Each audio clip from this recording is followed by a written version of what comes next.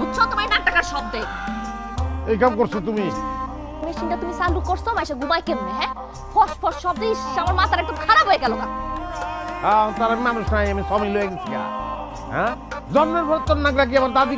হ্যাঁ, নতুন নিয়ে এটা বাসনায় থেকে সহ্য করতেছে আর সহ্য করতে পারুম না। তুমি বাইরে যাও, বাইরে যাও, ঘুমাও যাও।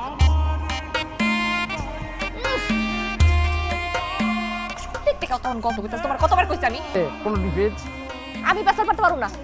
রাত বিরাতে তোমার লোক আমি প্রেসার পারতে পারবো না। আমার ঘুমাইতে দাও একটু। না করছো কেটা উঠতে পারো? যে মেশিনটা আপনি চালু করছেন কারো বাপের সাধ্য নাই ঘুমানোর। বাইরে যাও। জীবন টাকা লাগু দেয়া লাগলো। কি কইলা? সরি, কথাটাও আমারই লাগাইতে গো। জীবন রে সারের মতো নাকটা কিচ্ছু ভাল লাগে না, কোনো কিচ্ছু ভাল লাগে না আমার। আমি চিন্তা, আমি নাক ডাকি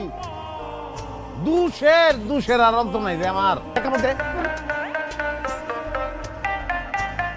গাইলাম মাইরালাম আরে দরার আছে এই জীবনে ধ্বংস হয়ে যায় আমার। আল্লাহর রাস্তে একটু চুপ থাকো, ঘুমাইতে দাও। আরো কয়টা চিল্লানি দাও, আশপাশে কয়টা মশা আছিল, তোমার চিল্লানি উন্নয় দৌড় দিছে। একটু চিল্লাও তাহলে মশাটি যায়।